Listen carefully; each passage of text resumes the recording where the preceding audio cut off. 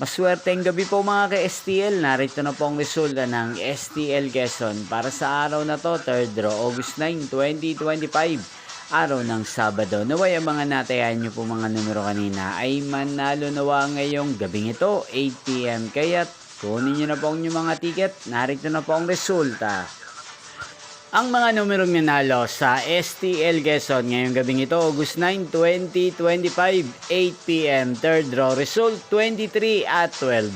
In exact order again, 23 at 12. At ngayong gabing ito sa STL Quezon, atin pong shoutouts ang lagi pong nanonood sa channel na to, si Ate Tricia ng Quezon. Shoutout po sa inyo, Ate Tricia. Sana po ay nasa mabuti kayong kalagayan.